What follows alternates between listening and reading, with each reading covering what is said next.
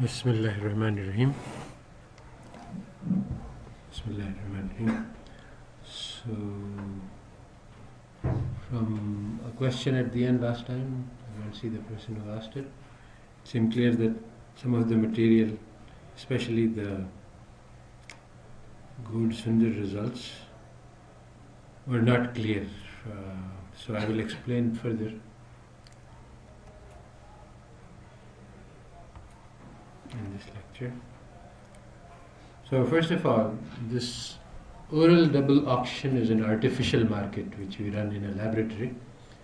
It doesn't have any real direct correspondence to anything in the real world. We make up the rules of this experiment. We try to make it to match some reality, but how good the match is will never be true. This is generally true about experiments. Whenever we run an experiment in the lab, what we are trying to do is that we are trying to make a model of the real world inside an artificial circumstance. So whether or not the model is successful depends on how closely it matches to the real world. So what are the rules by which we should run the oral double auction? What is the right set of rules? Well, the answer is there is no right set of rules, because it depends on what you are trying to model. There is no answer possible. Okay, this is how the oral double auction should be run, because the oral double auction is a model.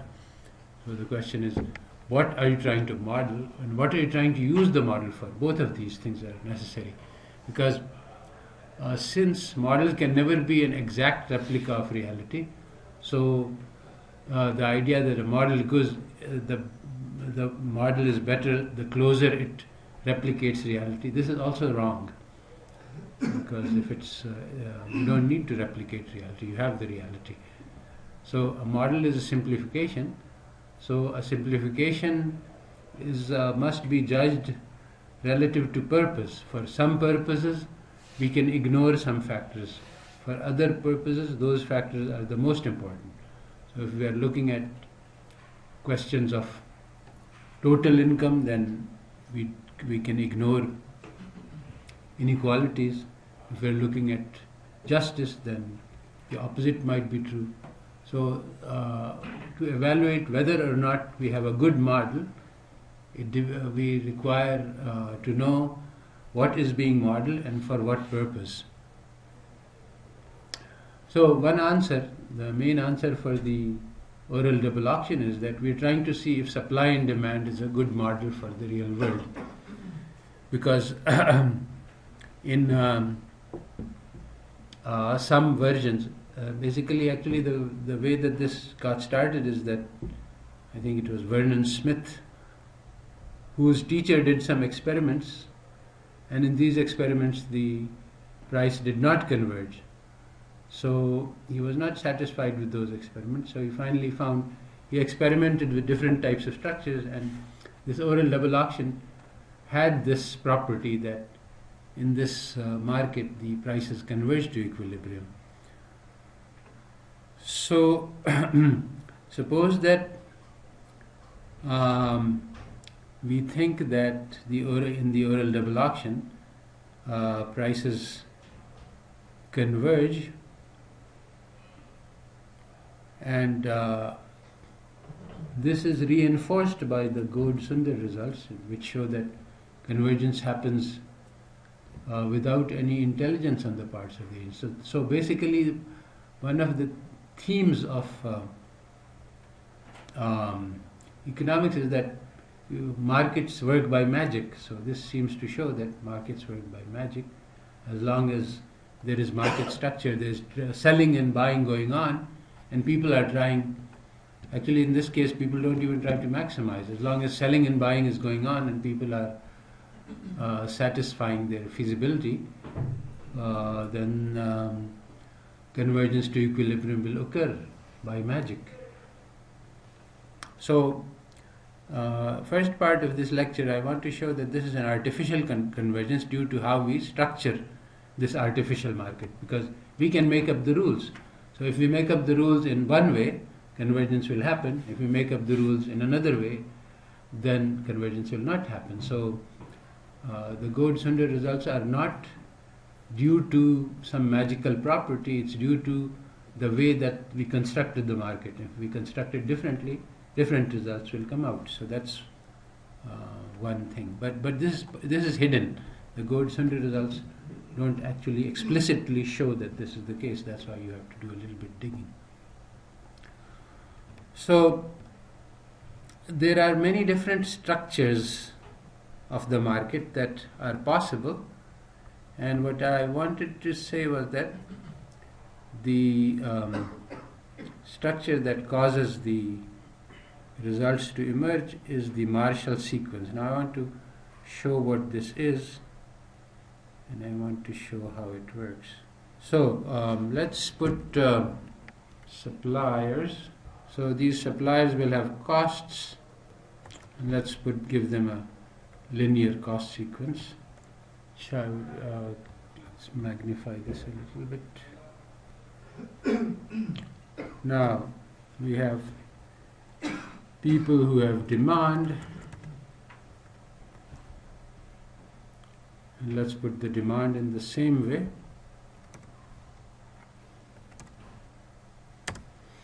Alright, so we have supply and demand. Now, what is the equilibrium price in this situation according to supply and demand? Same. What? Same. What do you mean same? Is it 2 or is it 7 or is it 9 or is it 12? The supplier costs are given, the demander's values are given on the other side. So what is the equilibrium price? There are 10 people who are suppliers. One of them has cost 1, one of them has cost 2, one of them has cost 3, all the way up to 10. So, and similarly, the buyers have values. When they buy something, it is worth something. So it depends on which transaction is going, or which seller is buy from which buyer. Why there is a supply and demand model of economic theory. 5.5. Yes, that is the answer. It is between 5 and 6. At 5.5, there are 5 people who are ready to supply. The sellers 1, 2, 3, 4, 5, and there are 5 people who are ready to buy, 6, 7, 8, 9 and 10. The demanders who have demand 1, 2, 3, 4, 5, they are out of the market, they can't buy at 5.5, and the suppliers with cost 6, 7, 8, 9, 10 are out of the market.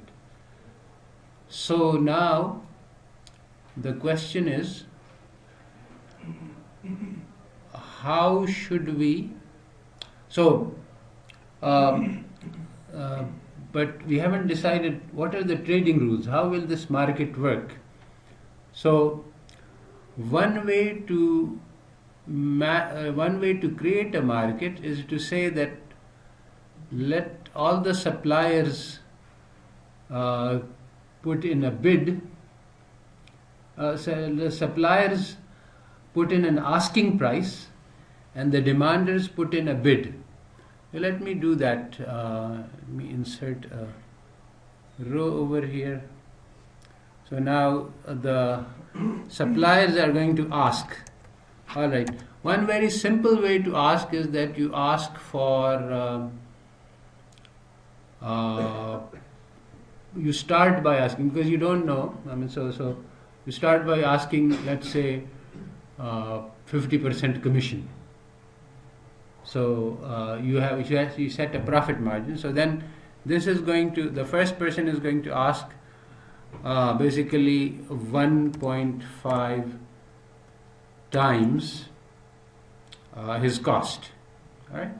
So this is what he is going to ask. And the demanders, they also, the demanders, the worth of this is 1. So he wants it at, let's say, 0.5 of that, half of. He wants it at half the thing what it is worth to him. Again, he also wants actually 100% profit in this case. So, okay, it doesn't matter. This is just an start. 0.5 star 1.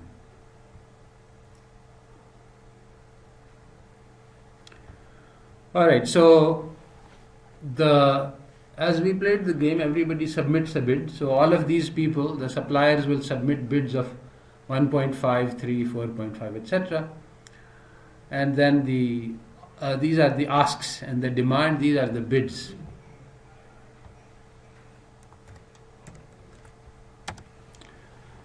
So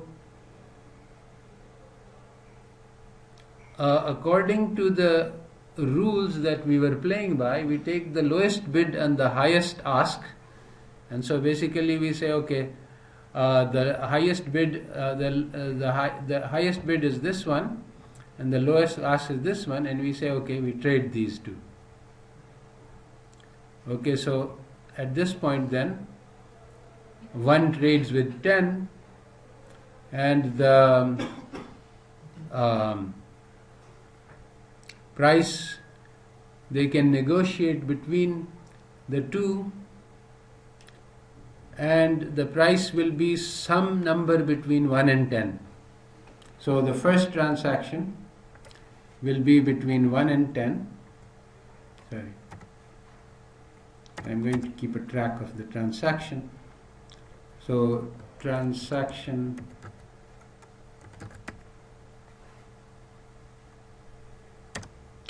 the first transaction, it took place between supplier and buyer. So the supplier 1 will supply to the buyer 10, and the price can be anything between 1 and 10, depending on the rules, you see. We don't know what it will be, but it will be somewhere between 1 and 10. Alright, so then these two people will be out of the market.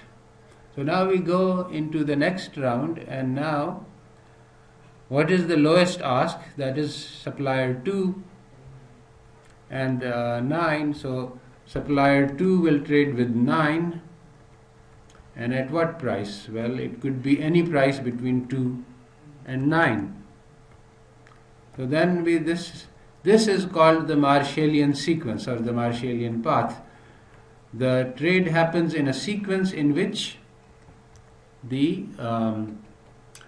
least cost trades with the highest bidder, and so at this point it will be between 3 and 8. Then seller 4 will trade with buyer 7, and the price will be between 4 and 7. See, the structure that we are asking is that, okay, we take the lowest bid and the highest, and we put them together and say, okay, you decide on something which is mutually agreeable. So when the ask is lower than the bid, then the trade is already done. Now the only question is at what price. So assuming they negotiate, well, there can be any rule, but basically whatever rule it is, any price between 1 and 10 is agreeable to both of them. The only question is how do they split the surplus between them. So that's an individual matter which we don't really care that much about in this. So 5 and 6, and the price will be between 5 and 6. And this is all. The supplier with cost 6 and 5 cannot trade.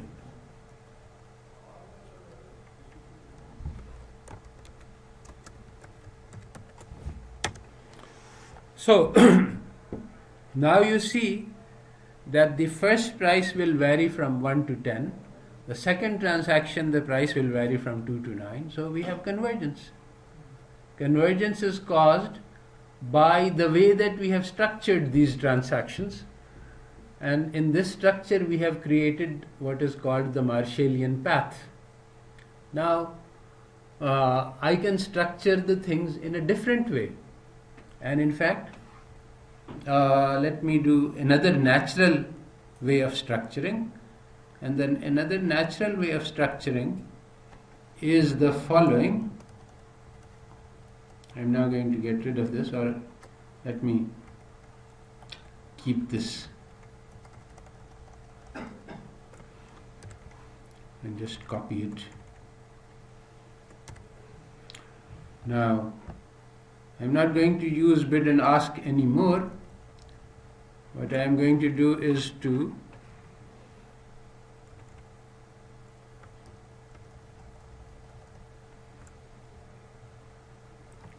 use the following structure. The suppliers and the demanders are randomly walking around, and they all meet each other at random. So I'm just going to match any supplier to any demander at random, and I'm going to put all of them together at once. By the way, even in these transactions, the first transaction, okay, I'll get to that later. So what we do is one way to do that is to say equals rand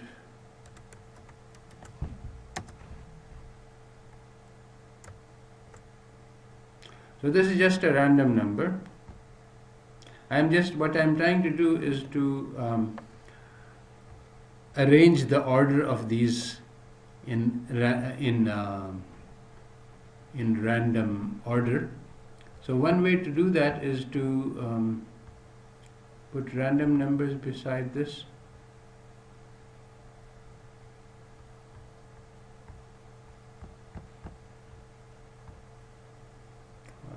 Why don't you want to allow me to paste special?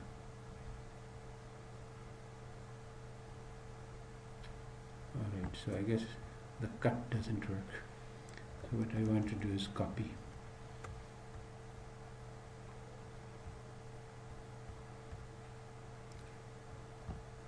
You know, the rand creates, yes, that's what it is. So post values. Okay. So the rand creates dynamic numbers. Every time you enter something, it changes. I didn't want them to change. So I created the rand, then I copy pasted it with values. So now it's fixed. Now what I can do is to sort this list. And when I sort, then I will get a rearrangement of this which is random. So sort and filter, custom sort. I want to sort by column D. My data does not have headers, and let it be okay. So this is the order in which we have paired things. So it turns out that with this random, the first trade is still 1 and 10. So this one goes through at some price, exactly like this. I'm going to keep track of what's happening here. So the seller 1 trades with seller 10, and this could be any price between 1 and 10. At the second stage, the seller 2, supplier 2 trades with the buyer 2, and this trade can take place at only one price, which is 2. So then the third trade takes place between 3 and 7, and this can take place at any price between 3 and 7. So let me put 1, 10 the limits, 2, 2 the limits, 3, 7 the limits. Now the fourth trade is between 4 and 3. That doesn't take place because the cost is high and the value is low. So these two people meet and they try to find a meeting point, and then they just break up. There is no sale. 5 and 4, again, no sale takes place. Now you see, okay, 5 and 4, 6 and 5, no sale takes place. 7 and 6, no sale. 8 and 9, there is a sale. and the price will be between 8 and 9. 9 and 1 no sale, 10 and 8 no sale. So these are the 4 sales that took place.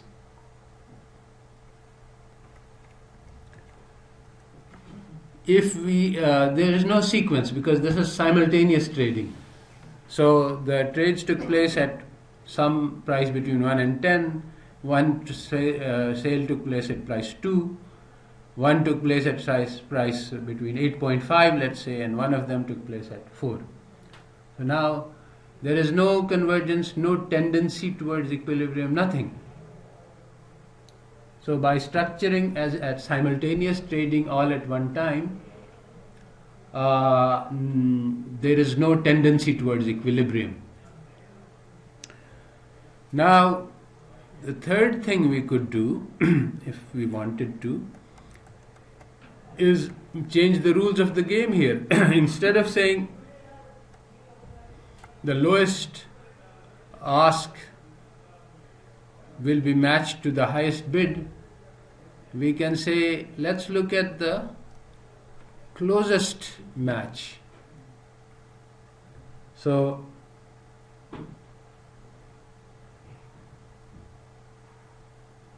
look at the highest bid, and instead of matching it to supplier 1, match it to supplier 3.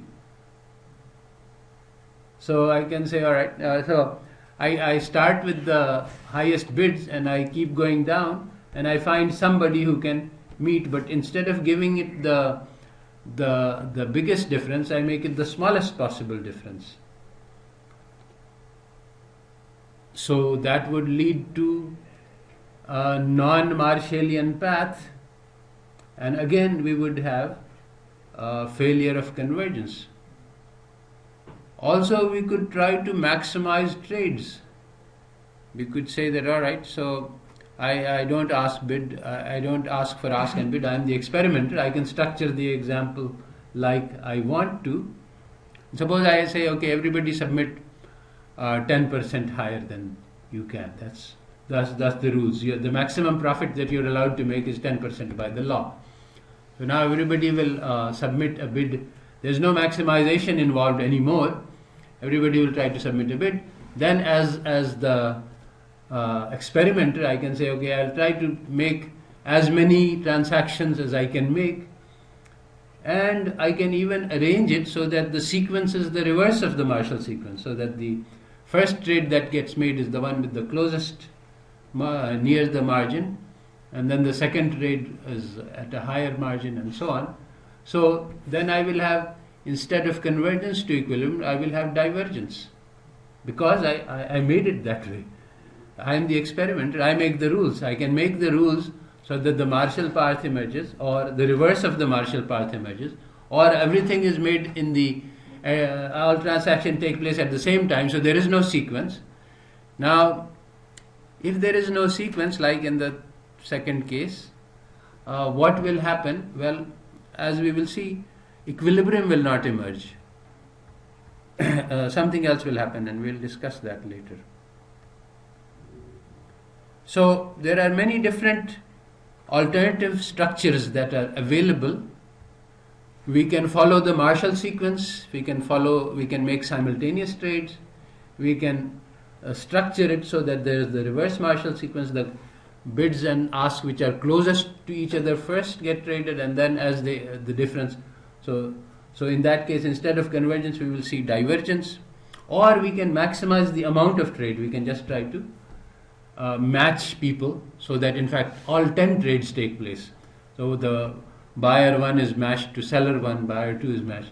So all 10 trades, then all the prices are different. So we can do anything we want. So now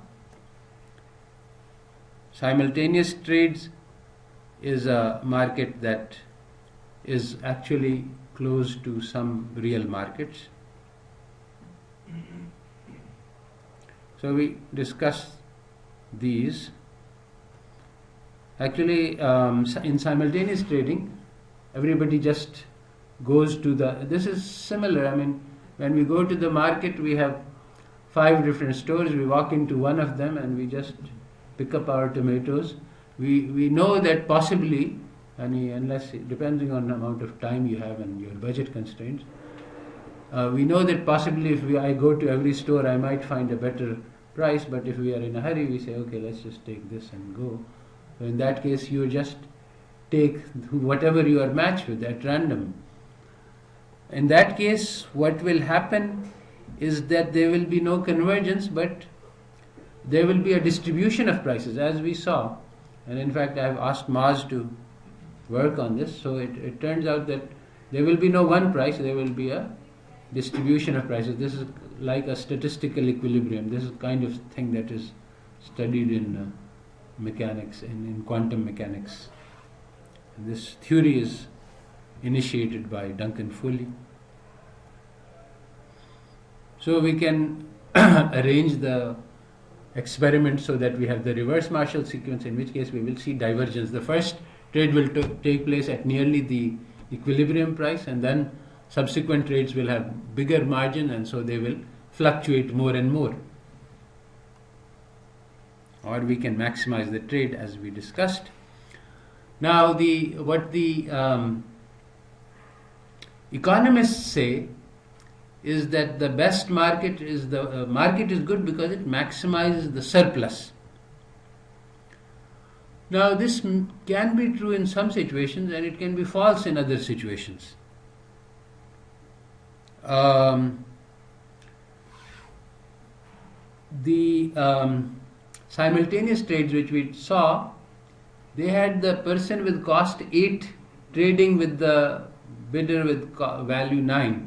Now, in a market, this trade cannot take place because the equilibrium price is 5.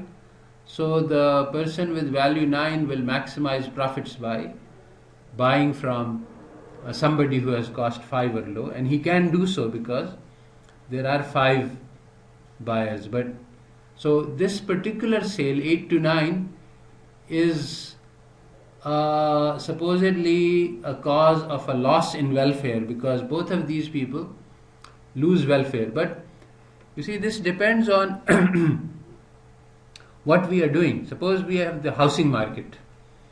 These are the students, and there are 10 students, and they are able to pay 1,000 up to 10,000.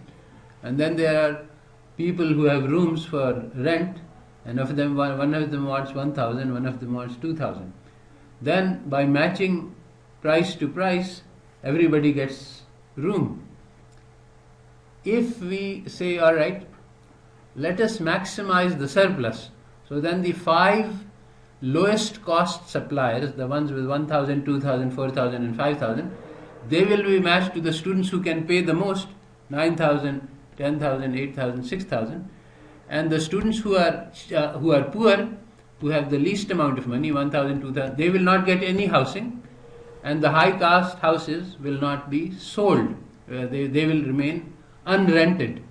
So according to economic theory, this is the efficient equilibrium, because it maximizes surplus. But according to any common sense idea, this is a ridiculous equilibrium, because it was possible for all of the house owners to get what they wanted. It was possible for all students to get housing at their affordability levels, and so that would have been ideal. Nobody has any surplus. The students don't have any. Now the surplus is the profits that you are making. So in some situations, maximization of profit is good, but in other situations, maximization of profits is bad. The problem arises because in economic theory at one point in 1920s, 30s, the distinction between wants and needs was removed. Now, and actually in Islam this is haram, because in Islam needs are fulfillment is encouraged.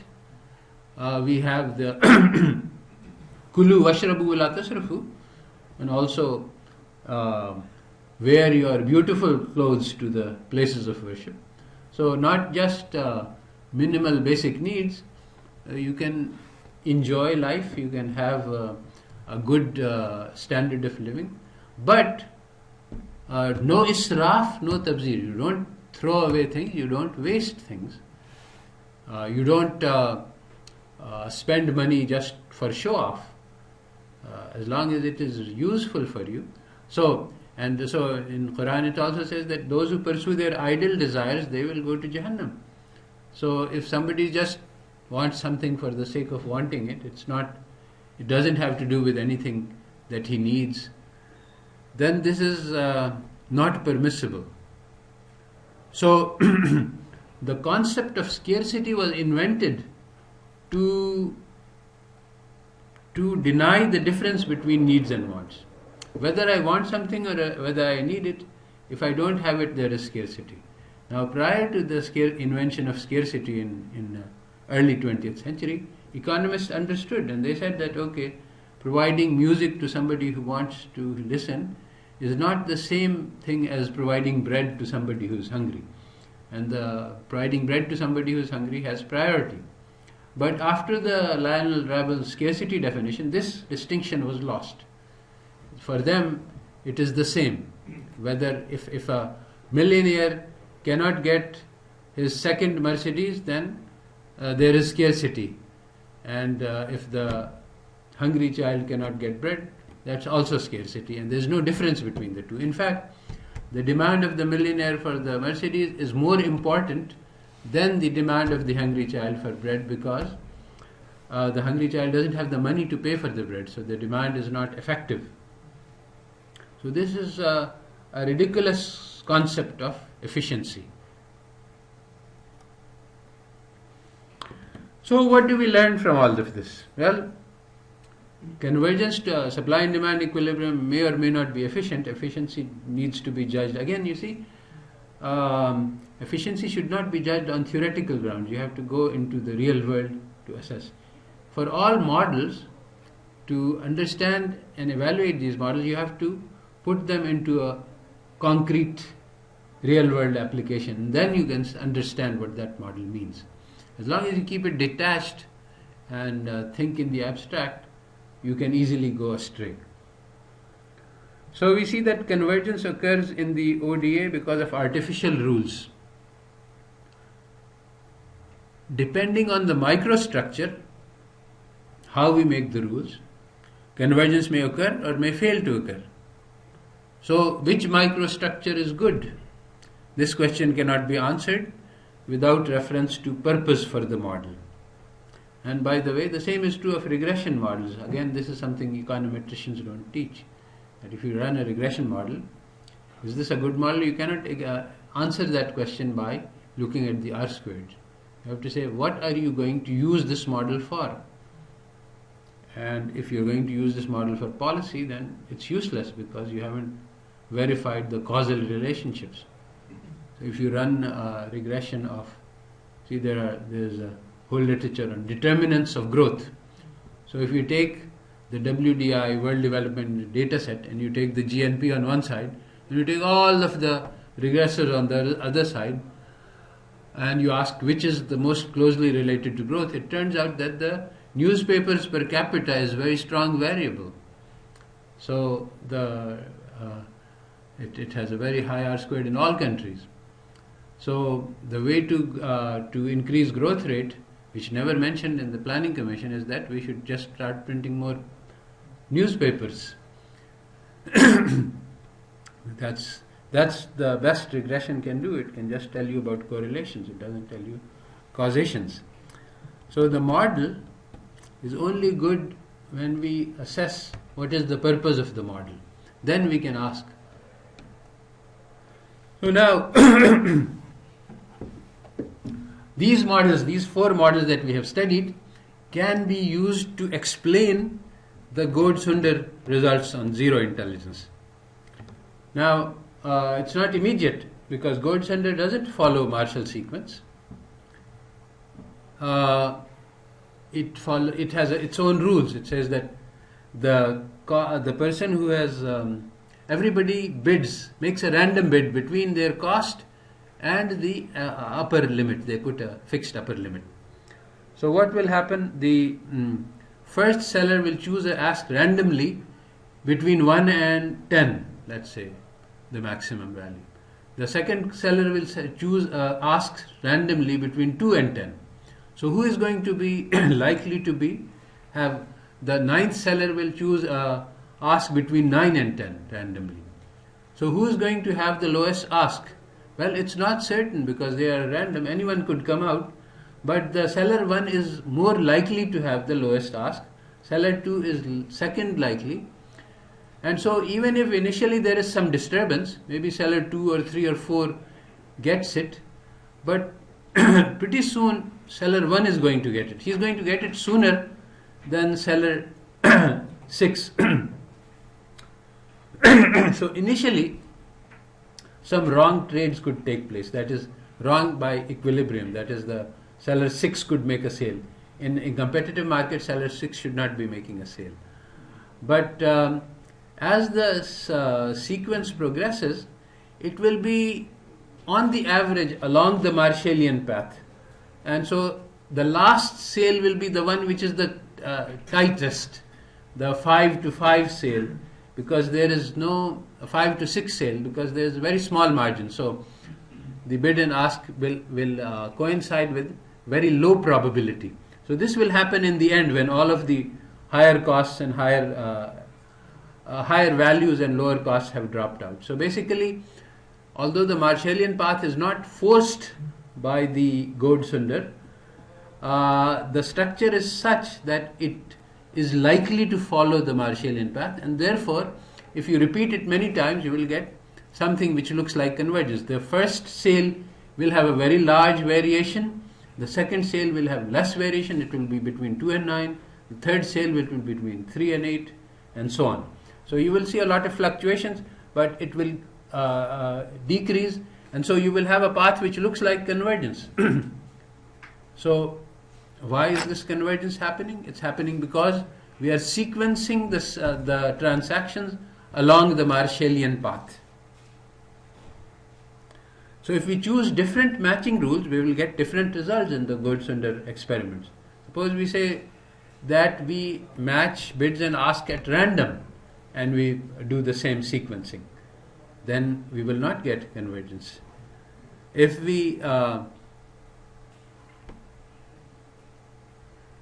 so the question is then, which structure matches the real world? So the thing is that there is no one kind of market in the real world. There are many, many different types of markets. So depending on which type of market we are dealing with, the convergence result depends on the details of the market. My guess is that the statistical equilibrium is the type that is most common. And that's what we observe, that in even a very small market, you don't have one price for one good, you have a distribution of prices. And that is what would be happening if every sellers are randomly matched to random buyers. There is another type of market which is actually very common, that's the posted price structure. So the sellers don't get to, the sellers just post a price, I am going to sell at price such and such, and the buyers get to choose. So in that case, if there is no sequencing, which is the case that okay, the market opens, every seller puts up a signpost saying I am willing to sell at this price. The buyers walk to the nearest seller, and then they buy, and the market is over. So this is one shot. So is it going to have equilibrium price? Most likely not. One could run experiments like this and see what happens, but most likely this will have a statistical equilibrium. Why? Because there is a mechanism that is supposed to work. Suppose that all of the sellers post prices, and so they post prices exactly as I said in the market. They put their 50% asks. So one of them will have a sign saying I want to sell for $150, and the other one will have $3 and so on. So now, according to the supply and demand story, all of the sellers will walk over to the seller who has put up 1.5, the smallest. So now he will see that there is excess demand at that price, and he will raise his price. But the rules don't allow that. The microstructure, once you have announced a price, see, suppose consider the rental market for housing. Everybody advertises their rooms in the newspaper. Now, suppose that 10 people advertise, and they advertise from $100, $200, and now all of the buyers show up at the room which is $100. So he says, okay, now I'm raising my price. This cannot happen. This is not allowed according to the rules. You have advertised. You will be taken to court that you advertised this and now you are raising your price. You can't do that. So he will just take one of them. See, if he raises his price, what happens is that when he raises his price to 200, then one more person comes into the market. This is the mechanism by which supply and demand work. So now two people are able to be accommodated, but there is still excess demand. So then both of them raise their price to 300, and ultimately when you get to 500, you find that everybody who is demanding, now sellers drop out of the market and so on. So you get to equilibrium. This happens because of a certain assumed microstructure. If that microstructure is allowed to operate, if I make the rules like that okay, if too many people come to you, you can raise your price, then we will have convergence to equilibrium. But this is not the way most markets work. So statistical equilibrium seems more likely outcome in most markets because we don't allow this kind of resetting of price. This is exactly the same as the Walrasian auctioneer who announces a price and then he notes whether there is excess demand or excess supply, and then he changes the price until he gets a match. So this is not how most markets work. If this was the micro... See what the economists believe is that microstructure doesn't matter. As long as you have supply and you demand, magically the equilibrium will emerge. And so by looking at the microstructure and analyzing it, we see that this is not true. For some microstructures, the supply and demand equilibrium does emerge. For others, it does not emerge. And again, the reason for the emergence is rather different from this bidding and resetting of price. So, if you have rental markets, now I've explained in the Columbia University student housing office, people come in and they post their ads and they get listings that I want to rent my room to a student for so much money. And then the students come in. And so the housing office is not trying to maximize the profits that there is no issue of profit maximization because the price has been posted. So now they are trying to match the students to the housing, and they're trying to get the maximum number of students to get houses. They are not interested in maximizing the surplus. So if a student can afford more, they show him the higher price properties, and if the student can afford less, they show him everybody says, okay, I want to spend so much money in the students don't say that I want to maximize. If somebody has a budget for rent, then he wants something at that budget, because they know that if I go to a lower budget, then I will get a lesser quality housing. So they want to get the best they can at the price they can afford. So there is no efficiency. So maximizing trades is one kind of market. The stock market, so rental market follows different rules. The stock market may follow the Marshall sequence.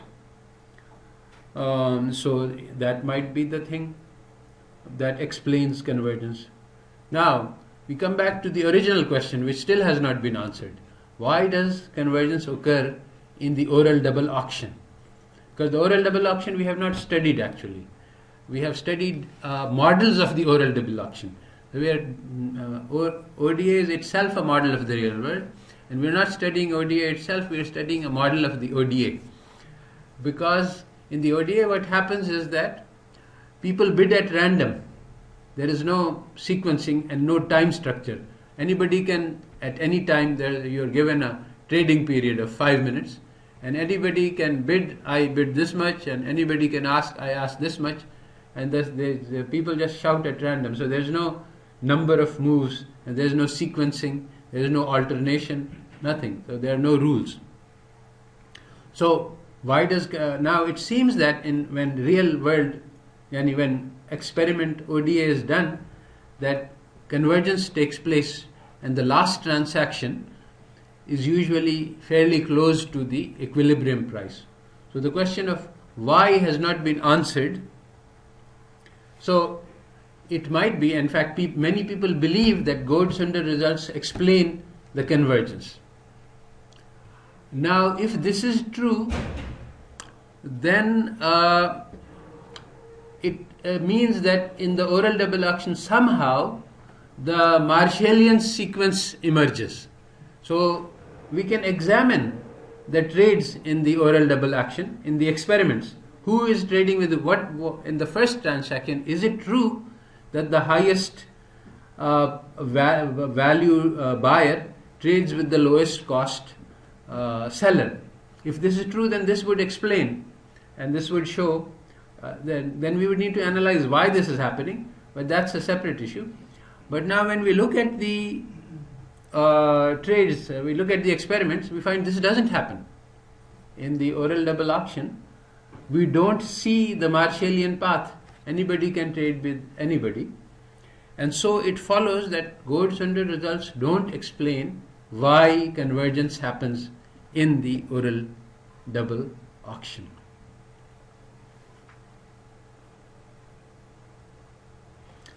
So consider in fact what we can see, again this is from the plot experiment also, who had continuously replenished supply and demand. In that experiment, and also in the experiment in which everybody has the same cost and everybody has the same value, there is no Marshallian path.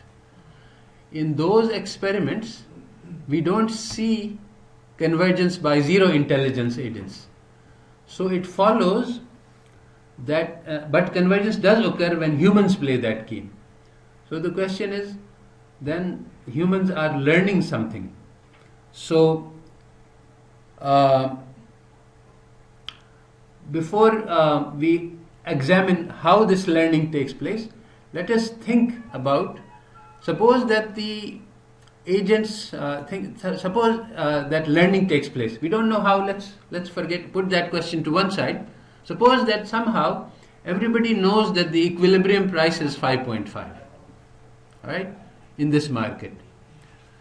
In that case, the people who have cost below 5.5, sellers 1, 2, 3, 4, 5, they will put in their ask, and they will put in the ask at 5.5, all of them, and there is no benefit to the lowest cost person. I mean, he will not put in a lower cost than 5, and the one who has cost 5, he will not put in a higher cost than 5.5. So once this is done, then there is no Marshall sequence.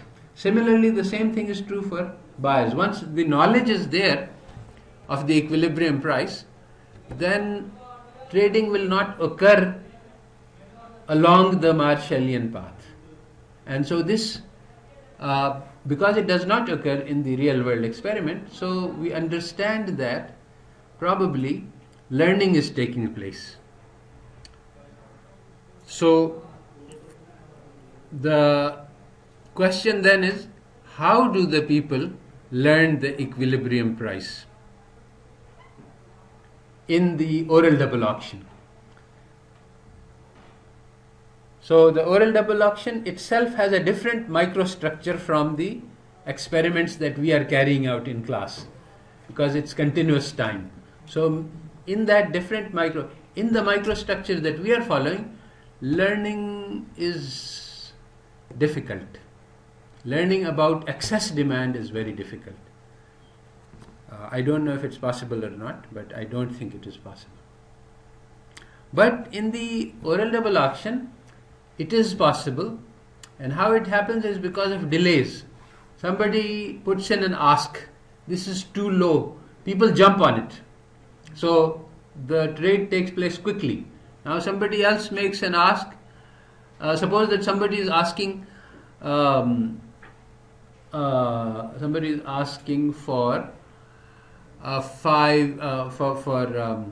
7. So now there are only 3 buyers and 6 people are out of the market at that price. So there will be a long delay. People will think whether I should accept or not. And the people who have the buyers who have values 9, 10, they say this is very close. My guess is that I should be able to get a better. So they are thinking whether or not to buy. So if there is a long delay, then people say, oh, this price is too high. And if people jump on the price, then the people say, oh, there are lots of buyers. Suppose that every buyer decides at random at some point that delay is sufficient, and then he bids. Then we can calculate that the more buyers there are, the quicker the bid will come in. We can create a model like that. So the amount of time taken for a bid to be accepted gives some clue or signal about the excess demand or excess supply at that price. So maybe that is how learning takes place in the ODA, and we could examine the microstructure. We would have to put in a stopwatch and see what the time was for the transaction and see if learning is taking place. But if that is the mechanism, then that would explain something about why convergence takes place. So then the question is, suppose that this is the microstructure of the ODA which leads to convergence. Then can we deduce from this that in the real world markets we will get convergence to equilibrium? In oral double auctions we see convergence. Now we go to a real world market, sabzi mandi. Can we see from this experiment we have learned that in this market also there will be equilibrium? Think about it. What is the mechanism in the ODA which leads to convergence? If it is the delays, then is this mechanism present in real world market where people are making a bid, and from the delay that occurs between the buyer and sale, people infer or deduce what the equilibrium should be? This mechanism does not exist in most real world markets. So if this is the mechanism which is driving convergence, this doesn't exist. The supply and demand, the assumed mechanism is that the excess demand reveals itself and causes an increase in price. This actually is happening to some extent in ODA, in the sense that the excess demand is revealing itself by the delay. But this doesn't happen in real world markets, especially in posted prices situation, which is most common. So you see, if Marshallian path is the cause of convergence in ODA, then we look, will there be Marshallian path in the real world? If so, then this is an explanation. We look at the cause of convergence and we see, is this cause acting in the real world? And if this cause is acting, then we can say yes, we can deduce from it. Otherwise, we can't. Alright, so I think I will conclude this lecture here. That would indicate that there is such a Where is the periodization in the sabzi mandi? day to day. Alright, now but the thing is that the supplies fluctuate also every day. So the conditions of the experiment is not fulfilled, in the sense that in the experiment what we have is that the supply and demand remain exactly the same from time to time.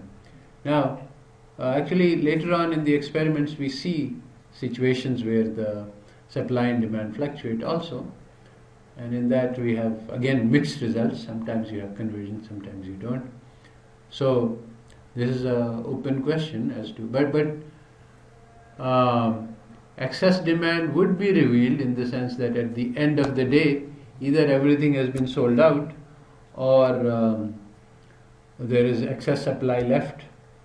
But sellers also take this into account, I think, that towards the end of the day they will lower the prices if they say that, okay, this today we have an excess. And so it can happen, yes. But it's rather more complicated, the mechanism, than the supply and demand. And so, because microstructure matters, we need to go and ask people, what algorithm do you follow to set the price? And every day the price is different. We know that. In fact, it would be useful for us to get data on day-to-day price fluctuations, and I think we can find that. And then ask, why does this happen? Because definitely we can, I think it would be a reasonable approximation to say that the demand is stable from day to day usually, but the supply, it could vary every day because people harvest a certain number of ripe tomatoes and then they bring them to the market. They don't actually, at the time of harvest, people don't know what the price is in the market. And maybe even, again, microstructure matters. Maybe the person, the farmer, he sells at a fixed price to the wholesaler, which may not change.